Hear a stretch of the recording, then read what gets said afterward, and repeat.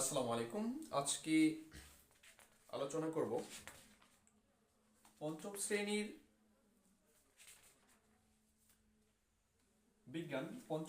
বিজ্ঞান বইয়ের একটি পঞ্চম শ্রেণী বিজ্ঞান। এটা হচ্ছে জীবনের জন্য পানি। জীবনের জন্য পানি। তো এই সম্পূর্ণ অধ্যায়টি যদি আমরা এভাবে খুব সংক্ষেপে যদি আলোচনা করি, সেটা হচ্ছে আমাদের প্রথমেই ছেলেমেয়েদের শেখাতে হবে পানির উৎস কয়টি। পানির উৎস হচ্ছে দুইটি। একটা প্রশ্ন যে পানির উৎস কয়টি, একটা হচ্ছে প্রাকৃতিক উৎস আর একটা হচ্ছে মানুষের তৈরি উৎস।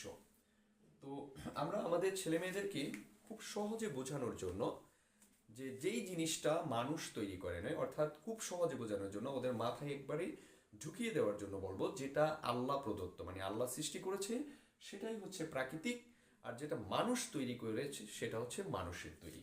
তাহলে ওদেরকে জিজ্ঞাসা করবেন, দেখবেন যে ওরা পানির উৎসগুলো বলে দিতে পারবে। যদি জিজ্ঞাসা করেন বৃষ্টি কে তৈরি করছে, হ্যাঁ বৃষ্টি, তখন কিন্তু ওরা বলে ফেলতে পারবে, কারণ বৃষ্টি কিন্তু আকাশ থেকে পড়ে, ওরা বলে ফেলবে এটা আল্লাহ তৈরি করছে, সুতরাং এটা প্রাকৃতিক। এভাবে যদি সুন্দর করে বলেন, হ্যাঁ, তাহলে বৃষ্টি প্রাকৃতিক। এবার আপনি জিজ্ঞাসা করতে পারেন এই যে অনেক বড় নদী, এটা কি কোনো মানুষ কেটেছে? ওরা এই ছোট ছোট ছেলে মেয়েগুলো কিন্তু বলে ফেলবে না এটা মানুষ তৈরি করে না, আল্লাহ তৈরি করছে। ওকে, তাহলে হচ্ছে আপনার নদী অবশ্যই প্রাকৃতিক। এবার সাগর নদীর চেয়েও বড়, ওরা কিন্তু সেটাও বলতে পারবে, কারণ হচ্ছে আপনার ওদেরকে জিজ্ঞাসা করলেই বলবেন। এবার দেখবেন যে বলবেন যে একটা পুকুর, যখন একটা পুকুর কাটে, কে কাটে? ওরা তখন বলে ফেলবে এটা মানুষ কাটে, সুতরাং পুকুর হচ্ছে, পুকুরের পানি হচ্ছে কি পুকুরের। এরপর হচ্ছে আপনার নলকূপ। এরপর হচ্ছে আপনি জিজ্ঞাসা করবেন কল, এই যে কলটাকে কারা এটা আপনার পাইপগুলো গাড়ে, তখন ওরা খুব সহজে বলে দিতে পারবে এই কল হচ্ছে আপনার মানুষের তৈরি। ঠিক আছে? এবং আপনার কূপ, ছোট ছোট যেই কূপ কূপ আছে, নলকূপ আছে, তারপর হচ্ছে দিঘি, হ্যাঁ, যে দিঘিগুলো এগুলো কারা তৈরি করে, ওরা কিন্তু খুব সহজেই তখন বলে দিতে পারবে। ঠিক আছে? যদি এভাবে আপনারা সংক্ষেপে বলেন যেটা আল্লাহ তৈরি করেছে সেটা হচ্ছে প্রাকৃতিক, আর যেটা মানুষ তৈরি করে সেটা মানুষের, দেখবেন যে এটা পারবে। তাহলে পানির উৎস চলে গেল। এখন আমরা খুব সহজে মনে রাখতে পারি যে উদ্ভিদের দেহে পানি কত ভাগ। তো উদ্ভিদ দেহে হচ্ছে পানি প্রায় 90 ভাগ, প্রায় 90%, প্রায় 90 ভাগ। হ্যাঁ, ঠিক আছে, প্রায় 90 ভাগ, 90 ভাগ। এটা হচ্ছে আপনার উদ্ভিদ দেহে। তাহলে মানব দেহে কত ভাগ পানি? মানব দেহে হচ্ছে 60 থেকে 70 ভাগ, 60 থেকে 70 ভাগ। খুবই ইম্পর্টেন্ট, কিন্তু খুবই ইম্পর্টেন্ট এদের পড়া, যে উদ্ভিদ দেহে কত ভাগ? 90, মানব দেহে কত? 60 থেকে 70। এবার শিশির কাকে বলে? শিশির কাকে বলে? হ্যাঁ, যে শিশির কাকে বলে, তো দেখবেন যে আমরা যদি একটু খুব সংক্ষেপে বলি যে রাতের বেলা শিশির হচ্ছে কি, রাতে গাছ, তারপর হচ্ছে ঘাস, রাতে আপনার যেই গাছ আছে, ঘাস আছে, এগুলো ইত্যাদির উপরে যে বিন্দু বিন্দু, যে ছোট ছোট এই যে বিন্দু বিন্দু এরকম পানি পানি পড়ে, ঠিক আছে, যে বিন্দু বিন্দু পানিগুলো জমে, তাকে শিশির বলে। রাতে আপনার আপনার এরকম একটা গাছ রেখে দিয়ে দিলেন, যে এরকম কিছু ঘাস থাকলো, এই ঘাসের ভিতরে আপনার কি পড়ে? এরকম বিন্দু বিন্দু কিন্তু পানি পড়ে, বিন্দু বিন্দু পানি পড়ে। এই যে যে বিন্দু বিন্দু পানিগুলো পড়ে জমে, এগুলোই হচ্ছে কি আপনার বিন্দু বিন্দু পানিগুলো যেই জমে, তাকে বলে শিশির। তাহলে কিন্তু ওরা বলতে পারবে। এবার হচ্ছে একটা হলো ঘনীভবন আর একটা বাষ্পীভবন, এই দুটো মনে রাখার একটা টেকনিক। হ্যাঁ, বাষ্পীভবন, এই যে এই জিনিসটা মনে রাখতে হবে, বাষ্পীভবন।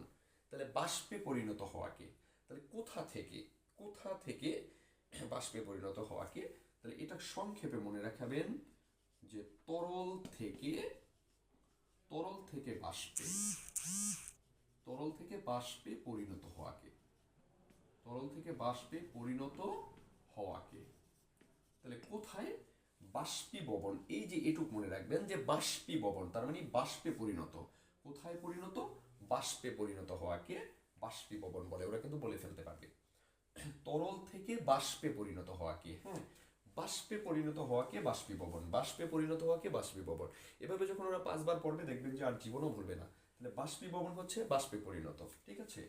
এবার এটার বিপরীত হচ্ছে এটা, বাষ্পীভবনের বিপরীত ঘনীভবন, তাহলে ওরা বলবে বাষ্প থেকে তরলে। এবার বলবে কি, বাষ্প থেকে তরলে।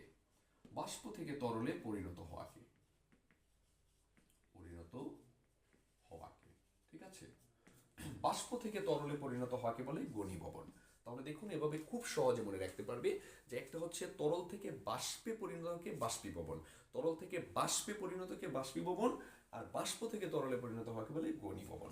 এবার আমরা যে একটা পানিচক্র, পানিচক্র কি, ঠিক আছে, এই যে পানিচক্রটা খুবই ইম্পর্টেন্ট একটি প্রশ্ন, বিভিন্ন পরীক্ষা আসে থাকে। যে প্রক্রিয়ায়, ঠিক আছে, যে প্রক্রিয়ায় পানি বিভিন্ন অবস্থায় পরিবর্তিত হয়ে ভূপৃষ্ঠ ও বায়ুমণ্ডলের সর্বত্র ছড়িয়ে পড়ে, যে প্রক্রিয়ায় পানি বিভিন্ন অবস্থায় পরিবর্তিত হয়ে, যে প্রক্রিয়ায়, তাহলে আমরা একটু এটা লিখে দিই, যে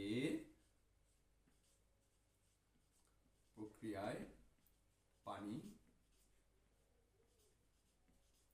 বিভিন্ন